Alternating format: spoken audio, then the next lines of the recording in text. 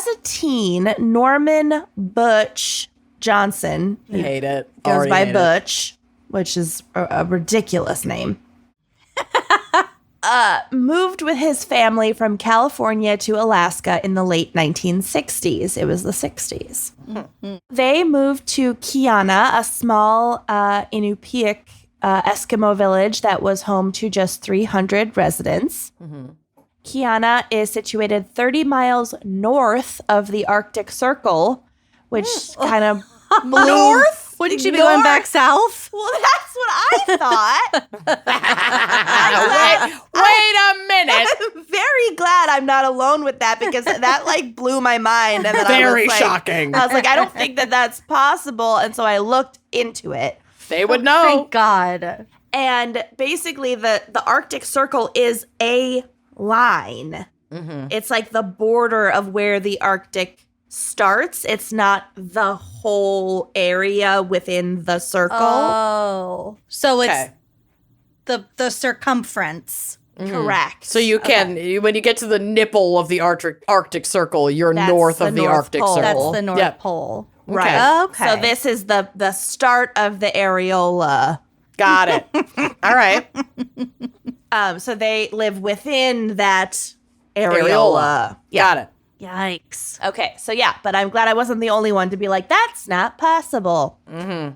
Thank you for clearing that up. Yeah. The closest real town was Kotzebue, which had a whopping 1,700 residents at the time. And that was still some 57 miles away from Kiana. Whew. And remote. Remote. And the bigger town's motto was Gateway to the Arctic. Ooh. So she up there. I bet everyone rode snowmobiles. Lots and of dog snowmobiles. sleds. Dag sleds. The dog sleds don't come up in my case, which is very sad. But we can just assume they're It's around. assumed. Yeah. So what would possibly compel someone to move from California to this soup's isolated spot? Starting a new identity. Well, Butch's father, Al Johnson, was a, quote, itinerant carpenter. And Alaska had a booming construction industry at this time in the 60s. And he had gotten a good job as a foreman for the Alaskan Housing Authority. So he was like, sweet, we're leaving California, moving the family up here. I got this great gig. Mm-hmm. And if they're trying to like expand, you know, the buildings in They this haven't area. been a state. They just became a state. Yeah, so So he's now they're getting building. He's getting in while the growth is happening. Yeah, it's a good job. So still, this move is a really drastic change for the family, and Butch is a teenager, and he struggled to fit in this strange new environment. So back in California, he was already struggling in school. He didn't get very good grades. He wasn't considered a troublemaker. Like, he didn't, like, act out or, you know, whatever. He wasn't, like, causing mayhem. He just was kind of disinterested in school and had performed poorly on a couple IQ tests and was getting pretty lackluster grades. Yeah. So he dropped out at 16, but he decided to work towards his high school equivalency degree, basically like a GED. The GED, yeah. Once they moved to Alaska. So actually this was going to be like a good thing for him. Fresh start. Fresh start. He's got nothing else to do up there. He's going to try to work towards that high school degree. Commit to his studies. Right. So for Christmas 1969, Butch's dad bought him his first rifle. This was a lever action Winchester 30-30, whatever You'll the shoot fuck your that eye out. means. Shoot your eye out. Yeah. A 30-30 comes up in my case, too. Okay. OMG. So Butch had experience, like some hunting experience in California. He mainly had hunted rabbits, just kind of as like a hobby. Little critters. Yeah. But now Al wanted his son to be able to take advantage of all that the Alaskan wilderness had to offer and try his hand at big game hunting, namely caribou. Oh. Because wouldn't that be fun and interesting to try? Sure.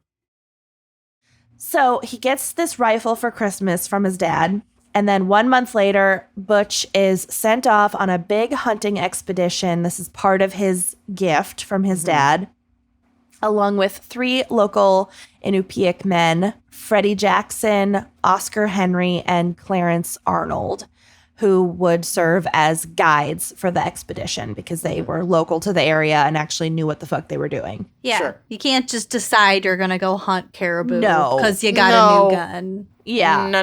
Yeah, no. You can't just like go solo. You like, especially they did not. You'll die. Didn't, yeah. Yeah. So Butch's dad is not on the trip with them, which I'm assuming was because he had to work in Anchorage and couldn't take the time off. Maybe he was planning on joining later on. It's a little bit unclear. I read some articles that made it sound like this was going to be some sort of father-son bonding experience. But then when I dug more into it, it was like, wait, no, his dad is not on this trip. So the dad, commuted to Anchorage? Aren't they quite a ways from Anchorage? Yeah, it sounds like his dad was mostly working in Anchorage, but the family is in Kiana. So Okay. I don't have all the details, but yes. Okay. Undoubtedly, though, Butch's father saw this as a chance to boost the sullen teenager's spirits. It was going to be this like fun, big, Alaska exciting trip. adventure. Yeah. Coming of age Trip. But what should have been this fun opportunity morphed into a tragic and bizarre ordeal. Oh, dear. Love tragic and bizarre. Oh, God.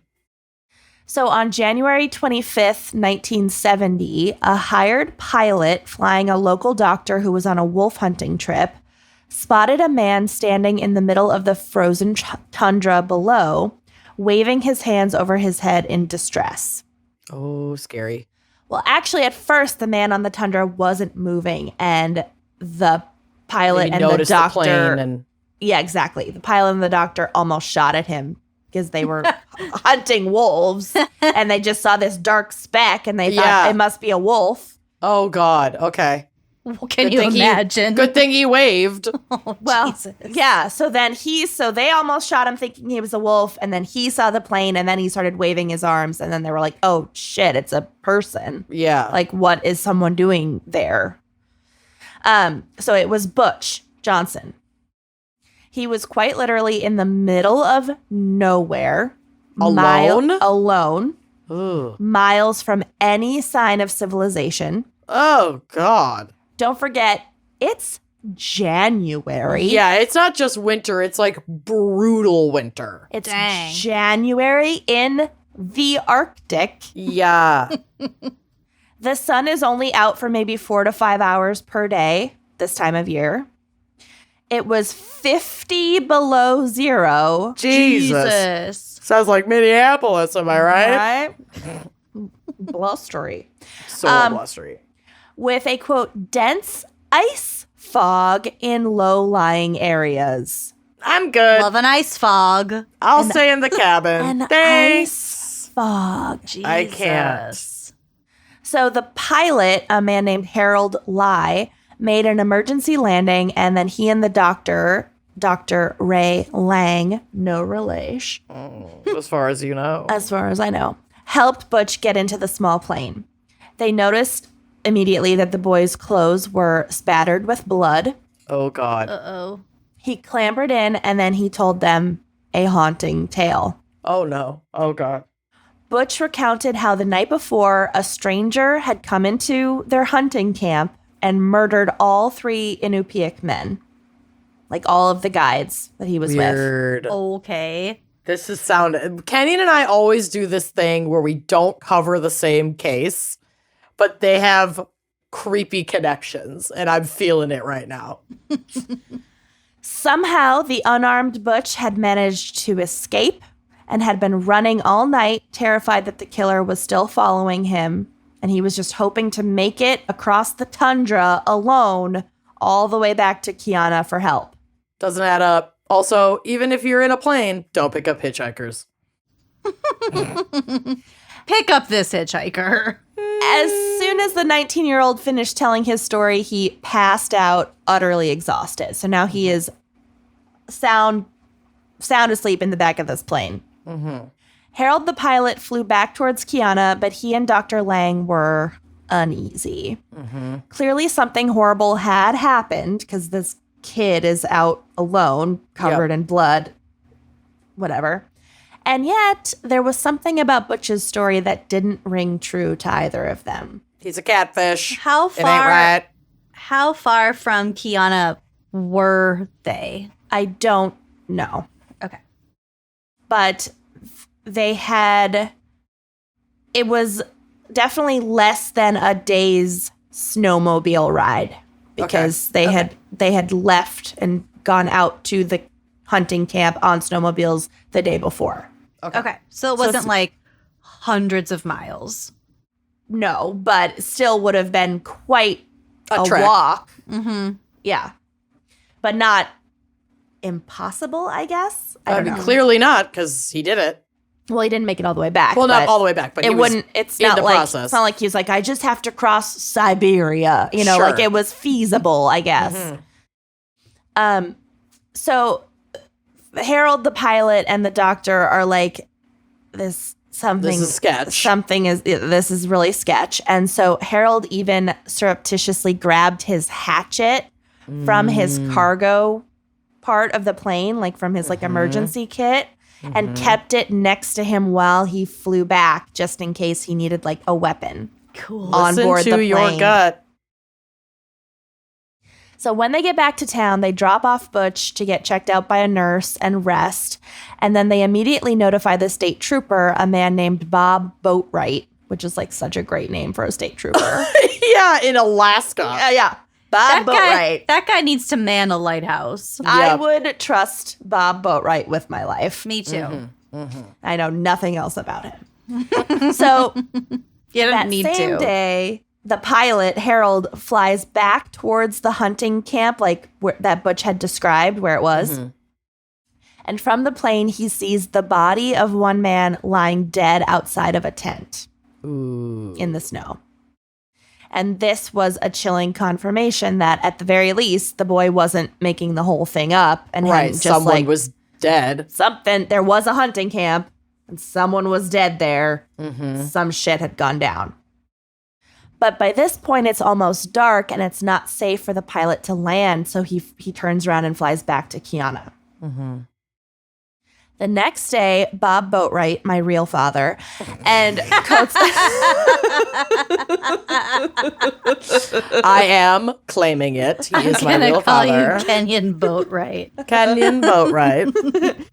and Kotzebue Chief of Police William Stevens go to the clinic to check on Butch and interview him because he's like recovering, getting, Coming to. fluids and heat and whatever.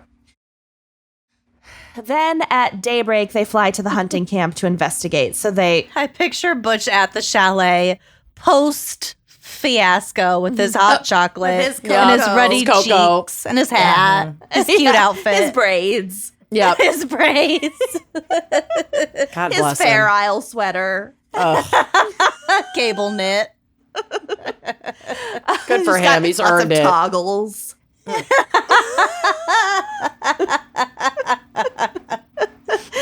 Oh my God. So then when the sun finally comes up, because again, it's only out for like 4 to 5 hours a day. It's not like the sun rises at 6 a.m., whatever. Right. So while it's still dark when they can't fly, they interview him. Then the sun finally rises and they can finally fly out to the hunting camp and investigate.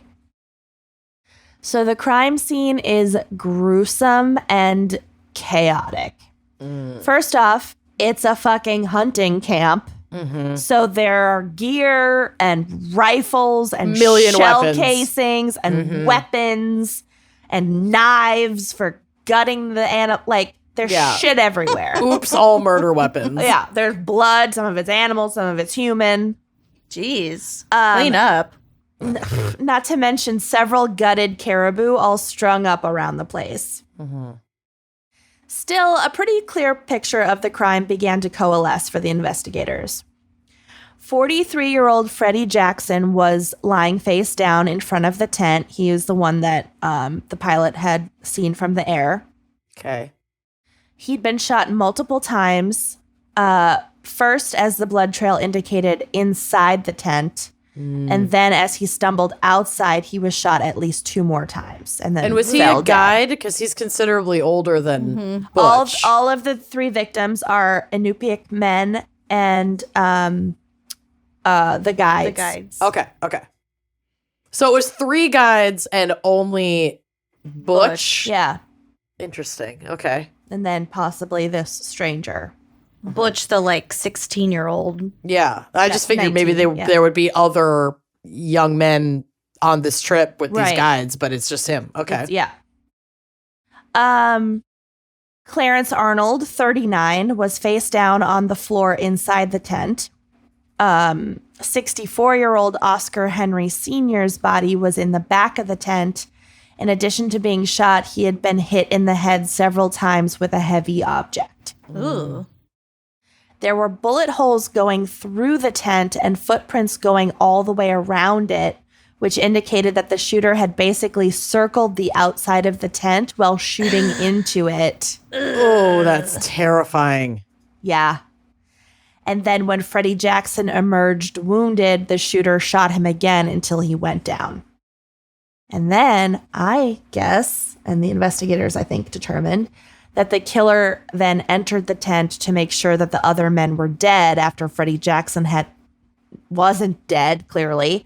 Yep. And then possibly struck Oscar Henry Sr. over the head with something just to be safe and make sure there were no witnesses. Okay. Or that they were all dead, basically. Right. So he just hit him for good measure. Yeah. Well, just maybe he wasn't dead from the shooting and now it's close range and whatever weapon you're using. He just... I don't know. Yeah, exactly. Ugh. So by the time Boatwright and Stevens got back to Kiana that evening, word about the shocking murders had already spread throughout the tight-knit community, with suspicion already falling squarely on the lone survivor, Butch. So the 3 Inupiaq victims were all well-liked in the village, but nobody knew this outsider, this white teenager, From California. From California. He had just come from nowhere. Yeah. And what it's the no fuck? wonder they don't trust. They're not taking his story at face value. Yeah, and these 3 guides, their job is to go out into the wilderness. Right. And they can hunt. hold their own. Yeah. So what the fuck? This came out of nowhere. Also 4 guys go into a tent and only 1 comes out. Yeah, it's not looking normal. Yeah. There's also and if all these people were so thoroughly made sure to be killed and this kid gets away, right. It's it's not adding up. This kid with no skills. Right, Yeah. exactly. Was Yeah. he taking not a you're- poop in the woods? Right. Right. So there's also a language barrier between Butch and the investigators and then the victims' Inupiaq loved ones because they Butch and everyone else. Yeah. Butch only speaks English. Yeah. Right. So safe to say tensions were high. Not looking Boatwright and Stevens knew that they needed a community liaison officer and to prevent shit going totally off the rails. And so they requested help from State Trooper Lori Skirch. Who was Nailed the first Inupiaq trooper and was actually from Kiana. So could not have found a better community liaison officer, basically. So they're okay, thank God we've got that locked down. Now, after looking at the crime scene, Butch is officially a person of interest. And he's interviewed again. And this time, though, his father is present. So Butch is more forthcoming this time around with details.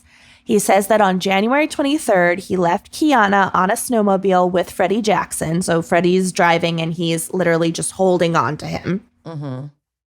Clarence Arnold and Oscar Henry were already at the campsite and they were already setting up the tent.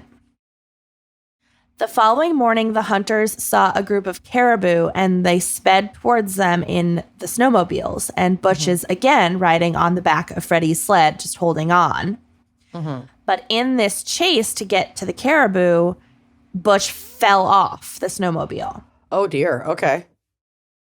And rather than stopping the hunt to turn around and get him back on the snowmobile, which would have basically meant that They'd lose the whole day. they'd lose the whole and all their game. Yeah. The three men continued on chasing the caribou because I think they were really close to getting it. So and it's like, then we can come back and get him, and he knows what to do out here. He's going to be okay.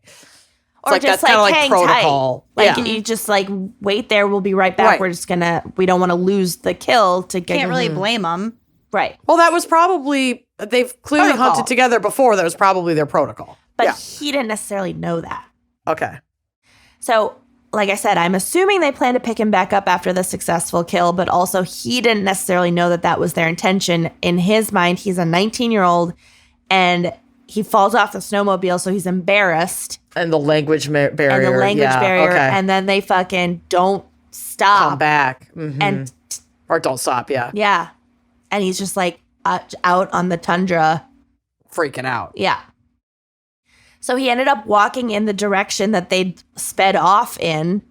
And by the time he reached them, they had just caught the caribou, so they hadn't had time to turn around yet. Mm-hmm. And he was pissed. Yeah. Get over yourself. Well, he just felt that they had just abandoned him. Yeah. Yeah, well. Which I can't really, fault him for freaking out and being upset, but obviously don't murder a bunch of people. Right. It's like there Also, are ways of dealing with it. Probably half of the reason for this trip wasn't necessarily killing the caribou. It was like dressing it and doing all this, all the other stuff involved in hunting. It's not all just the killing I don't part. think he was upset about missing the kill. out. He was just upset about Being left. Yeah.